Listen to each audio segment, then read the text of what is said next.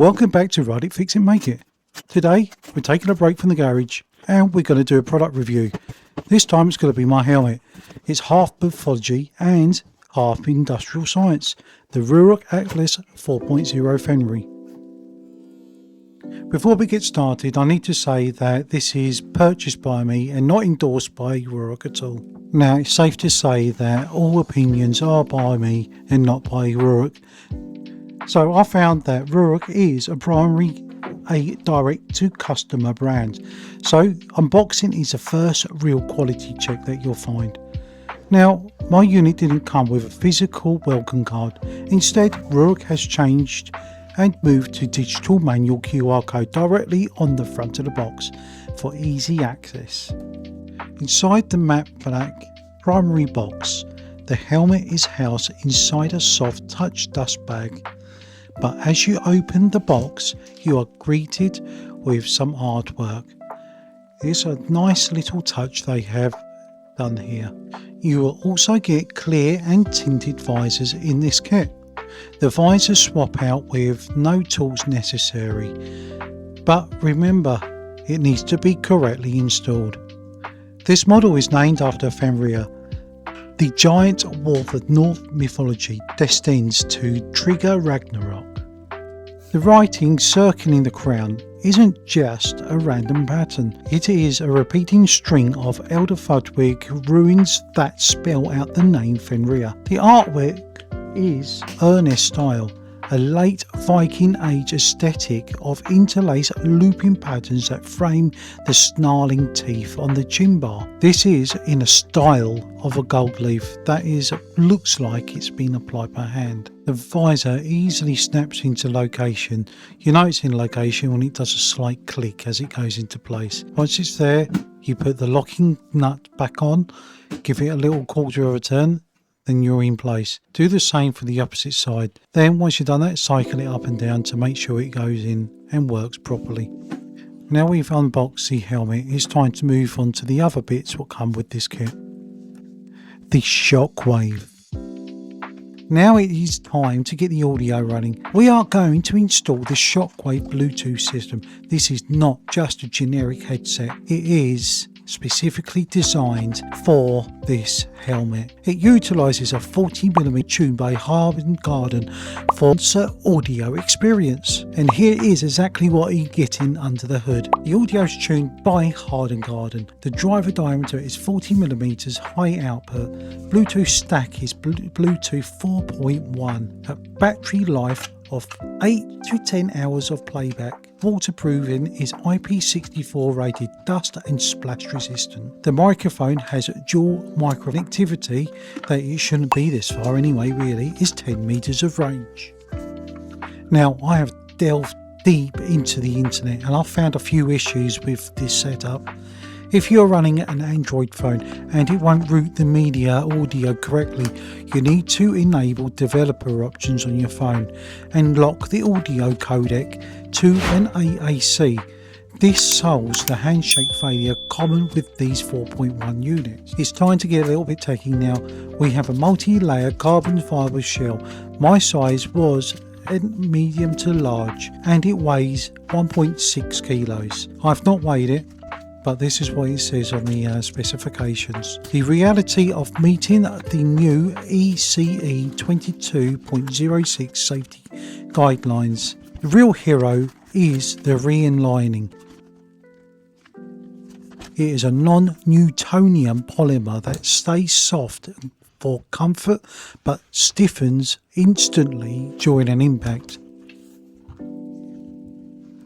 It reduces the rotational acceleration to 3,116 rads per second squared in testing, well below the 10,400 rads per second squared danger limit.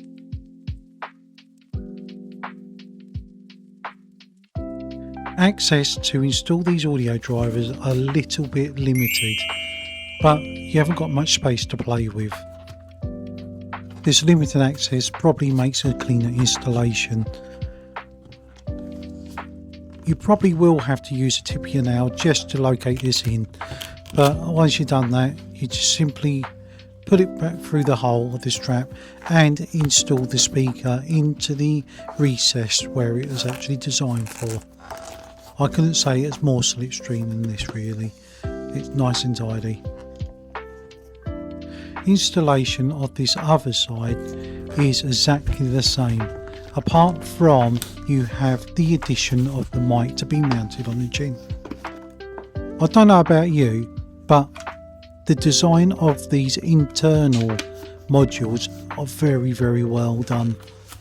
I do like the way that it's very clean and you haven't got anything hanging off the side of your cheek. What's your thoughts? For anyone who's into ASMR, this is one key moment.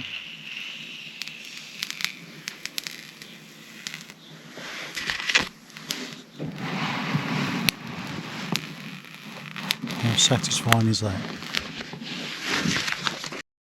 I've taken the liberty to screen record how easy it is to order one of these helmets from their website. Everything's all clearly laid out, all little soldiers all laid out in a row. This is the one I chose. I really love the design. Something really kept attracting me to it. You know when you put something in a basket, you keep going back and keep going back until you actually make that decision to buying it. Well, this is one of them. I was umming and ahhing for about 8 weeks before I actually ticked the box and pushed purchase. If you like these kind of designs, you will not be disappointed. They have got different contracts as well, which I think there's some of them Marvel, DC and a few others on there. So you can get something what actually matches your personality. Mine is this. I really do like this. I can't say it anymore. Once you're happy with the design, you just flick through the images. Make sure you're 100% on this because it's quite expensive really, isn't it, for a crash helmet? But you're buying the design and you're buying the engineering what comes alongside it. So once you're almost there, you can scroll down, check your size. There's even a measuring guide to tell you what sizes are on there. But I've read on there you need to go for the size up because it can be a bit snug. However, it's easily to be changed. You get 14 days if you don't remove the tags off the helmet to exchange it for the correct one. The various menus that you can actually scroll through do tell you the full specifications for these helmets. This one here has got like a gold motif as you can see on there, and it tells you about all the safety standards as well. So there are different accessories available. You can get auto darkening visors. You can also, if you haven't got it, the Shockwave system. But I'm lucky enough it got gifted with this helmet at the same time. So for whoever who's actually listening in on this, this wasn't paid to do this one. I do own this and it is 100% honest what I have found so far. But if I find any more issues with it, I will endeavour to tell you on there. Another great function that I love about these is that it's ping lock compatible. So you can have that anti-fog layer, what is almost like a double glazed window really. It stops all that steaming up if it starts steaming up.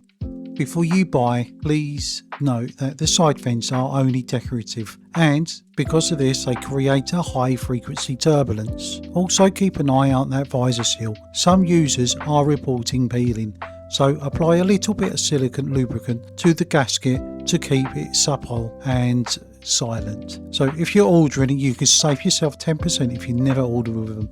The code I found was welcome 10 at the checkout. It is the easiest way to keep the cost of shipping of that Shockwave unit down and to get you that 10% off. So 10% off of the purchase price on that saved me a good £50. That was great. So while going through checkout, I come across that they tried to put a carbon crash replacement fee on there, which is £30. If you don't realise that, that money that you saved on there will actually go back into their pocket. So make sure you remove that if you want it. Most crash helmets are covered by insurance anyway, so as long as you got your receipt on there, you're covered anyway. So it's £30 actually wasted if you do it. So the final verdict of my 4.0 Fenrir, is it safe? Of course it is. It adheres to that new type regulation, the 22.06. It is striking and it's an ambitious piece of gear. It requires a bit of proactive fix-it mindset to maintain it, but if you're willing to do the work, it is one of the most unique helmets you'll ever buy. Thank you for watching my short review. I hope you like it. If you'd like me to do more review on products, let me know.